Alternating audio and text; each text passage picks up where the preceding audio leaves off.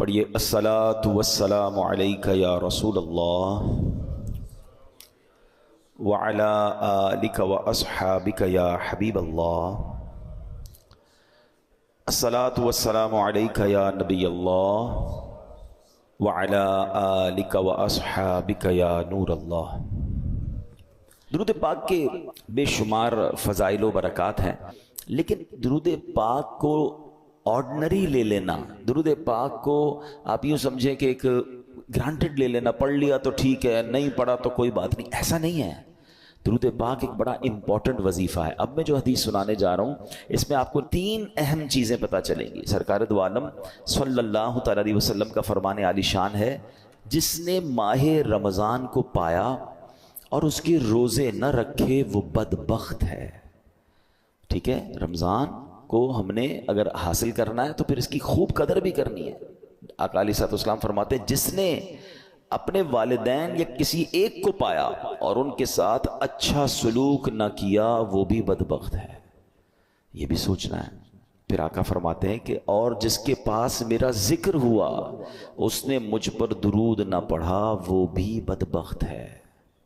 اب آپ غور کریں، یہ 3 چیزیں۔ اب نبی پاک جس کو بدبخت کہہ دیں تو پھر تو گئے نا۔ تو ماں باپ کی قدر، نبی پاک کا ذکر خیر ہو، فوراً درود پاک صلی اللہ تعالی علی محمد صلی اللہ علیہ وسلم۔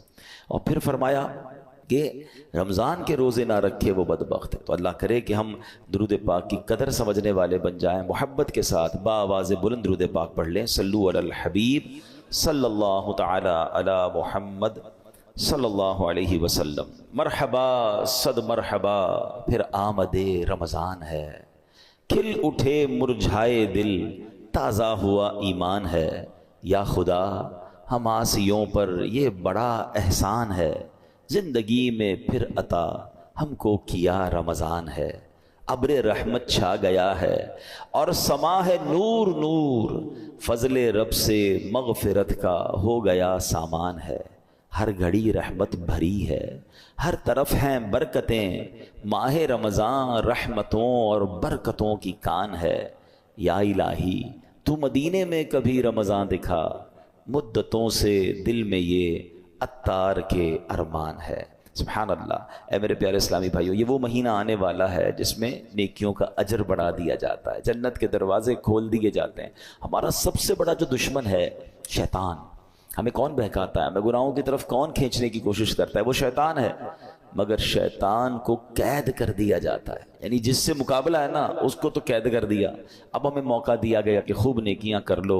اور سبحان اللہ، اللہ قرآن مجید فرقان حمید میں فرماتا ہے، شہر رمضان الذی انزل فیہ القرآن۔ یہ مہینہ کون سا ہے؟ کہ رمضان کا مہینہ جس میں قرآن نازل کیا گیا۔ اس آیت کے اس جز سے پتہ چلتا ہے کہ یہ ماہ قرآن ہے، نزول قرآن کا مہینہ ہے۔ ایک اور جگہ قرآن مجید فرقان حمید فرمایا جاتا ہے کہ یا ایھا الذین آمنوا کتب علیکم الصیام کما کتب علی الذین من قبلکم لعلکم تتقون۔ اے ایمان والو، تم پر رمضان کے روزے فرض کیے گئے جیسے کہ پچھلی قوموں پر فرض کیے گئے۔ پچھلی قوموں پر بھی روزے فرض تھے، ان کا الگ الگ دن تھے، الگ الگ انداز تھا، مگر جو وجہ، جو ریزن قرآن نے بیان کیا نا کہ اس لیے فرض کیے گئے، لعلکم تتقون، تاکہ تم تقوی اختیار کرو، تاکہ تم پرہیزگاری اختیار کرو۔ تو روزے آ رہے ہیں ہمیں متقی بنانے کے لیے، ہمیں پرہیزگار بنانے کے لیے۔ اب ہم نے دیکھنا ہے کہ ہم نے ان روزوں کو کیسے گزارنا ہے، اس کا استقبال کیسے کرنا ہے، ان روزوں کو جس کو کہتے ہیں نا اس کا ٹائم کیسے اسپینڈ کرنا ہے۔ بدقسمتی یہ ہے کہ کچھ لوگ روزے رکھ کر بھی گناہ کر رہے ہوتے ہیں، روزے رکھ کر بھی اللہ کی نافرمانی کر رہے ہوتے ہیں۔ ایک بات یاد رکھیے، روایتوں میں آتا ہے کہ جو بندہ بھوکا پیاسا رہے، روزہ رکھے اور پھر بھی گناہ سے باز نہ آئے، تو اللہ کو ایسے بھوکا پیاسا رہنے کی کوئی حاجت نہیں ہے۔ روزہ صرف کھانے پینے سے رکنے کا نام نہیں ہے۔ آنکھیں حرام دیکھ رہی ہیں اور بندہ روزہ رکھا ہوا ہے، کان حرام سن رہے ہیں اور بندہ روزہ رکھا ہوا ہے، زبان حرام بول رہی ہے اور ہم روزے سے، یہ کون سا روزہ ہے؟ یقیناً کھانے پینے سے رکنا ہے مگر گناہوں سے بھی رکنا ہے۔ اچھا دیکھیں، رمضان میں گناہوں کی شدت اس کی سزا کی جو شدت ہے وہ کیوں بڑھ جاتی ہے؟ یعنی میرے اور آپ کی آسانی کے لیے شیطان بند کر دیا گیا، نیکیاں کرنا آسان کر دیا گیا، ثواب کا اجر بڑھا دیا گیا، مگر یہ کیسا بندہ ہے کہ پھر بھی گناہ سے باز نہیں آ رہا؟ آپ سوچ رہے ہیں کہ آپ کی میری فلیکسیبلٹی کے لیے، ہمارے لیے نیکیاں آسان کرنے کے لیے ہمارے دشمن کو بند کر دیا گیا، مگر پھر بھی بندہ گناہ کرتا ہے۔ اچھا، یہاں ایک بڑا دلچسپ سوال بھی لوگوں کے ذہن میں آتا ہے کہ جناب اگر شیطان بند ہے تو بندہ پھر گناہ کیوں کرتا ہے؟ ٹھیک ہے نا، آپ کہہ رہے ہیں شیطان بند ہو جاتا ہے تو لوگ رمضان میں بھی جھوٹ بولتے ہیں، رمضان میں بھی معاذ اللہ فلمیں ڈرامے دیکھ رہے ہوتے ہیں، بدکاری، بے حیائی، بہت سارے برے کام چل رہے ہوتے ہیں، تو یہ کیوں؟ تو علماء نے بڑی پیاری مثال دی ہے۔ کبھی سائیکل چلائی ہوگی آپ نے، تو فرمایا سائیکل چلاؤ، چلاتے رہیں اور کچھ دیر کے بعد سائیکل کے آپ پیڈل مارنا چھوڑ دیں، مگر سائیکل پھر بھی کافی دیر تک خود چلتی ہے کیونکہ پیڈل آپ نے پیچھے کافی مار لیے تھے۔ تو بتایا جو 11 مہینے شیطان نے آپ کے پیڈل مارے ہیں نا، ٹھیک ہے، 11 مہینے چلتے رہے شیطان کے ساتھ، اب شیطان تو بند ہو گیا، باقی کام اسی انہوں نے خود ہی کر رہے ہیں۔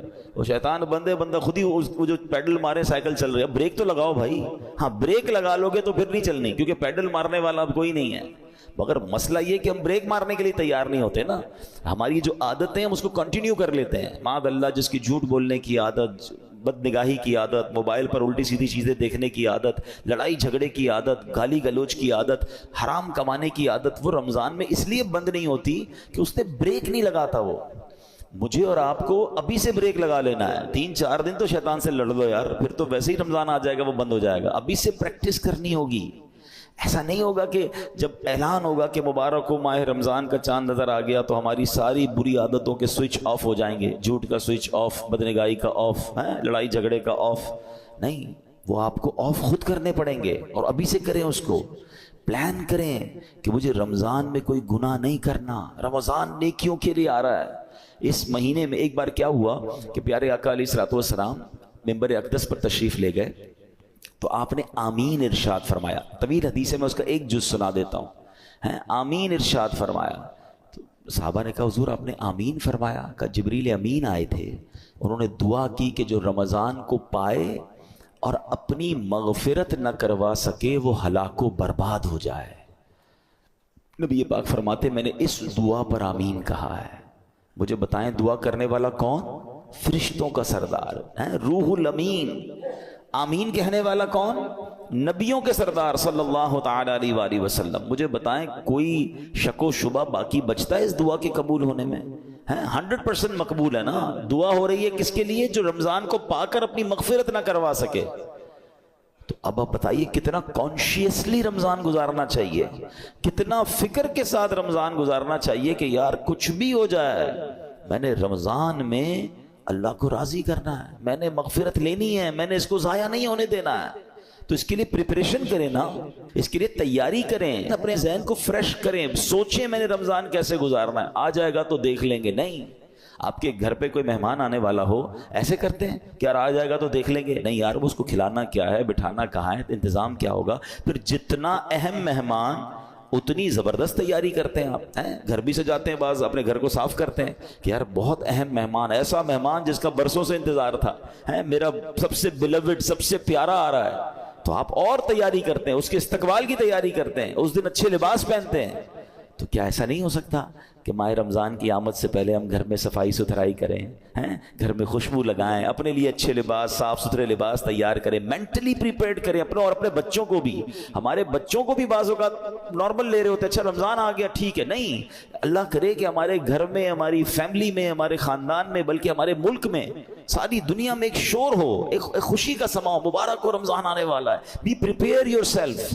صحابہ اکرام پریپریشن کرتے تھے۔ آپ کو پتہ ہے لوگ اپنے کاروبار سمیٹنا شروع کر دیتے تھے کہ یار رمضان میں زیادہ کام نہیں کرنا ہے، پیسے دینے تو دے دیے، لینے ہیں تو لے لیے۔ یہاں تک کہ جو حکام ہوتے تھے، جو ججز ہوتے تھے، جن کو معاف کرنا ہوتا تو معاف کر دیتے تھے، جن کو سزا دینی ہوتی تھی، یعنی جو چاہتے تھے کہ رمضان سے پہلے چیزیں کمپائل ہو جائیں اور پھر ہمارا فوکس جو ہے وہ رمضان میں عبادت پر رہے۔ یہاں تو ایسا ہے ہی نہیں۔ کچھ لوگوں کو تو پرواہ ہی نہیں، بلکہ الٹا ہو رہا ہے۔ کچھ لوگ ہو سکتا ہے کہ رمضان میں زیادہ پیسے کیسے کمانے اس کی تیاری میں لگے ہوئے ہوں گے، کچھ یہ بھی پریپریشن چل رہی ہوگی، یہ بھی سٹاک لے لو، یہ بھی خرید لو، اس کے ریٹ بڑھ جائیں گے، اس کو جناب اس میں بہت کمائیں گے، پھر آخری عشرے میں الگ کمائیں گے۔ رمضان کاروبار کے لیے نہیں، رمضان کھانے پینے کے لیے نہیں، رمضان تو مغفرت کروانے آ رہا ہے. آپ کو پتہ ہے پچھلے رمضان میں کئی لوگ ہمارے ساتھ تھے، وہ آج ہمارے ساتھ نہیں ہیں. ہمیں کیا معلوم؟ پہلے تو اللہ سے یہ دعا کرتے ہیں کہ یا اللہ خیر سے عافیت سے ہمیں رمضان سے ملا دے. بڑی پیاری دعا ہے نا، اللہم بلغنا رمضان بالصحت وعافیہ. اے اللہ ہمیں رمضان سے صحت اور عافیت کے ساتھ ملا دے. پہلی دعا تو ہماری یہ ہے. اور پھر دوسری دعا یہ ہے کہ اللہ یہ رمضان ہمیں ہماری مغفرت کا سامان بن جائے. کیا پتہ یہ آخری رمضان ہو ہمارا، تو ہمیں اس کی قدر کرنی ہے، ذہنی طور پہ تیار ہو. بلکہ میں تو مشورہ دیتا ہوں فزیکلی بھی تیار ہونا شروع ہو جائیں. زیادہ محنت کے کام تھوڑا کم کر دیں، تھکاوٹ والے کام کم کر دیں، زیادہ ٹریولنگ کم کر دیں. کیونکہ اگر آپ کی طبیعت خراب ہو گئی ہے، اگر جس کو فکر ہے نا کہ میں نے پورے روزے رکھنے ہیں، پوری تراویحیں پڑھنی ہے، تو وہ اپنے آپ کو ذرا سیکیور کرے گا. آپ کو پتہ ہے جس کی شادی ہوتی ہے کیا کہتے ہیں دولہے کو، بھائی ذرا خیال رکھنا، شادی والے دن ہی بیمار مت ہو جانا. شادی سے 4 5 6 دن پہلے 8 دن پہلے اس کو ریسٹ کرواتے ہیں، اس کو زیادہ ٹریول نہیں کرواتے. ٹھیک ہے، اچھی بات ہے، ایک بڑا ایونٹ ہے. تو جس طرح اپنے گھر کے کسی بڑے ایونٹ کی آپ پریپریشن کرتے ہیں، یو شوڈ تھنک اباؤٹ رمضان. یہ اللہ کی طرف سے تحفہ آ رہا ہے، یہ وہ مہینہ ہے جو میری مغفرت مجھے بخشوانے آ رہا ہے. مولا علی شیر خدا کرم اللہ تعالی وجہ الکریم کیا فرماتے ہیں؟ اس کا مضمون ہے آپ کی قول کا، اس امت کو اگر اللہ کو عذاب دینا ہوتا نا، اللہ کی رضا یہ ہوتی کہ اس امت کو پنشمنٹ ملے، تو اللہ انہیں رمضان اور قرآن عطا نہ فرماتا. یہ 2 چیزیں ایسی دے دی ہیں نا، جس کو پکڑ لو نا سبحان اللہ پھر بیڑا پار ہے. ہاں، رمضان اور قرآن دونوں قبر میں شفاعت کرتے ہیں. کیسے؟ رمضان کہتا ہے یا اللہ میں نے اس بندے کو جو ہے وہ کھانے پینے سے روکا تھا، دن میں کھانے پینے سے روکا تھا. قرآن کہے گا مولا رات میں نے سونے سے روکا، یہ قرآن پڑھتا تھا، تراویح سنتا تھا. تو جس نے رمضان اور قرآن کو تھام لیا نا، یہ دونوں آپ کا کام کریں گے، یہ شفاعت کریں گے قیامت کے دن. مگر جو نہ دن میں روزے رکھے نہ رات تراویح پڑھے، جو نہ دن میں عبادت کرے نہ دن میں اللہ کو راضی کرے نہ رات قرآن سے محبت کرے، تو وہ کیا کہاں جائے گا؟ Try to understand. ایک حدیث، اتنی حدیثیں میں آج بہت ساری چیزیں لے کر آیا تھا، مگر میں آپ کو کہوں کہ اگر رمضان کی فضیلت پر صرف ایک حدیث جو نبی پاک نے فرمائی نا، 1 لائنر، عقل مندارا اشارہ کافی است. کہتے ہیں نا عقل مندوں کے لیے اشارہ کافی ہوتا ہے. آقا کی ایک لائن کی جو حدیث ہے نا، سرکار دو عالم صلی اللہ علیہ وسلم فرماتے ہیں اگر میری امت کو معلوم ہوتا کہ رمضان کیا ہے، اگر میری امت کو معلوم ہوتا کہ رمضان کیا ہے، تو وہ تمنا کرتے کہ سارا سال ہی رمضان ہو. That's it. اسی سے بندہ سمجھ جائے کہ it means very big special, not only special. ایسا مہینہ ہے. اور نبی پاک سبحان اللہ آپ کا ایٹیٹیوڈ ہی بدل جاتا تھا، آپ کا اسٹائل ہی بدل جاتا تھا. آپ تو اللہ کے حبیب ہیں، دن رات اللہ کی عبادت میں تھے. مگر بی بی عائشہ صدیقہ رضی اللہ تعالیٰ عنہ فرماتی ہیں، دیکھیں گھر کی بات تو گھر والے ہی بتا سکتے ہیں نا. ہماری امی حضور بتاتی ہیں کہ رمضان آتا میرے آقا کے چہرے کا رنگ بدل جاتا، خوف خدا، گڑ گڑاتے تھے، روتے تھے، دعائیں کرتے، بستر پر کم آتے ہیں، رات رات بھر نوافل اور دعائیں ہو رہی ہیں. سبحان اللہ. اب مجھے بتائیں کہ اللہ کے حبیب ہیں جن کے صدقے مجھے اور آپ کو رمضان ملا ہے، وہ بستر پر کم جا رہے ہیں، وہ رات بھر عبادت کر رہے ہیں، ان کے چہرے کا رنگ بدل رہا ہے. جبریل امین آتے تھے تو پیارے آقا جبریل امین کے ساتھ قرآن کا دور کرتے تھے اور سبحان اللہ خوب سخاوت کرتے تھے. یہ میرے آقا کے چند وہ کام ہیں جو اب ماہ رمضان میں اسپیشل کرتے تھے. ہمارے یہاں حال کیا ہے، آقا آرام کم کر دیتے تھے، ہم آرام بڑھا دیتے ہیں. ہمارے کئی لوگ جو رمضان میں سوتے ہی رہتے ہیں. بھائی آپ سوتے رہیں گے تو آپ نے پھر کیا روزے کو پایا؟ دیکھیں ایکچولی روزے کے کچھ میسیجز ہیں. روزہ ایسے رکھنا ہے، ایک تو جیسے میں نے بتایا کہ صرف کھانے پینے سے نہیں، گناہوں سے بھی بچنا ہے. دوسرا آپ کو نکاہت فیل ہو. اس کا ایک مقصود ہے کہ جب عصر کے بعد خاص طور پہ ماشاءاللہ کئی لوگ میں جانتا ہوں، مجھے یہاں بھی نظر آ رہے ہیں، مزدور بھی ہیں ہمارے بھائی، نوکری پیشہ بھائی بھی ہمارے بیان میں آئے ہیں، تو یہ مجھے تو ان پہ یقین کرے رشک آتا ہے. اصل روزہ ہی ان کا ہے. ایسے بھی ماشاءاللہ ہیں جو صبح 8-9 بجے سے کام پہ جاتے ہیں اور محنت مزدوری بھی کر رہے ہوتے ہیں اور سبحان اللہ روزہ بھی رکھتے ہیں. اللہ ان کے صدقے ہم ناکاروں کا روزہ قبول فرما لے. ہم میں کئی وہ ہیں جو ایئر کنڈیشن روم میں بیٹھے رہتے ہیں، کام بھی ہے تو ٹیلی فون پر کام کرنا ہے. نو ڈاؤٹ روزہ ہمارا بھی ہے، لیکن اصل روزہ تو ان کا ہے نا، جو اتنی محنت کر کے بھی روزہ چھوڑتے نہیں ہیں. ہاں چھوڑنا نہیں ہے، یہ نہیں کہہ سکتے کہ یار میرا بڑا محنت والا کام ہے، بڑی مزدوری والا کام ہے. روزے سے مت کہو میرا کام ہے، کام کو کہو میرا روزہ. آپ کام کم کر دیں, تھوڑا کر لیں, مگر روزہ نہیں چھوڑ سکتے. تو میں یہ بتانا چاہ رہا تھا کہ آپ نے دیکھا ہے جب آپ کا روزہ ہوتا ہے تو عصر کے وقت بڑی عجیب سی فیلنگ شروع ہو جاتی ہے. کسی چیز کا جی نہیں چاہتا, تھکاوٹ لگ رہی ہوتی ہے, پیاس لگ رہی ہوتی ہے, زیادہ بات کرنے کو جی نہیں چاہتا, غصہ کرنے کو جی نہیں چاہتا, بحث کرنے کو جی نہیں چاہتا. کیوں؟ کیونکہ ہماری باڈی میں اب انرجی کم ہو گئی ہے. تو اس میں پتہ ہے میسج کیا ہے؟ اے بندے تیری اوقات یہ ہے. یہ اصل اوقات جو پتہ چلتی ہے نا, جو کرو فر جاہو جلال کے ساتھ بہت زیادہ دھوم مچا رہے ہوتے ہیں, ان کو افطار سے پہلے اپنی پوزیشن خود چیک کرنی چاہیے کہ ابھی کیا حال ہے. اور یہ صرف 12-15 گھنٹوں کی مار ہے. اللہ پاک چاہے تو تمہیں ساری زندگی ایسے رکھ سکتا ہے نا. افطار کے بعد سیٹ ہو جاتے ہو, لیکن یہ افطار سے پہلے کی کیفیت عاجزی کی کیفیت ہے. بندہ سمجھے کہ یہ میری اوقات ہے. دیکھیں اللہ کرے میسج لینے والے بنے ہم, ورنہ نہیں لینے والے تو کچھ نہیں لیتے. اسی طرح جب میں اور آپ بیمار ہوتے ہیں, ہلکا سا بخار ہو جائے, پیٹ خراب ہو جائے, وہ کہتے ہیں نا پنجابی میں لگ پتا جاتا ہے ساڑی اوقات کی ہے. نہ بستر سے کھڑے ہونے کی ہمت, نہ بات کرنے کی ہمت, سردی لگ رہی ہے تو گھر والے کمبل اڑا رہے ہیں. کیسا بندہ جس کے جناب جاہو جلال, جس کے روب و دبدبا ہے, بالکل ایسا ہو جاتا ہے کسی کام کا ہی نہیں ہوتا ہے. لیکن بات یہ کہ اس سے بندہ میسج تو لے کہ یہ میری اوقات یار. ایک بخار, ایک پیٹ کا درد, ایک جناب گڑبڑ ہوئی طبیعت میں, بالکل میں تو 1 2 3 ہو گیا. تو میسج لو اس سے کہ یہ میری اوقات ہے. میں کس بات کا جناب اتراتا ہوں, کس بات کا کرتا ہوں. میرا رب چاہے تو ساری میری انرجی مجھ سے واپس لے سکتا ہے. پھر روزے میں افطار سے پہلے ایک اور میسج لینا ہے. وہ میسج یہ ہے کہ ہمیں یہ پتا چلتا ہے کہ بھوک کیسا بندے کو توڑ دیتی ہے. ہمیں پتا ہے ہم افطار کے بعد کھانا کھا لیں گے, مگر کئی بیچارے وہ ہوتے ہیں جو سارا سال بھوکے ہیں. کئی بار مہینے میں جن کے گھر میں روٹی نہیں پکتی ہے, ان کا تو گویا روز ہی روزہ ہے نا. وہ تو روز اس کمزوری سے گزر رہے ہیں. کئی بچے ہیں جن کو پورا کھانا نہیں مل رہا. پاکستان کی تو رپورٹ آئی تھی کہ کئی بچے ہیں جن کو پراپر نیوٹریشن ہی نہیں ملتا. وہ بڑے نہیں ہو پاتے, ان کی نشو نمائی نہیں ہو پا رہی, کیونکہ نہ ان کو پروٹین مل رہا ہے, نہ ان کو دودھ مل رہا ہے, نہ ان کو غذا مل رہی ہے.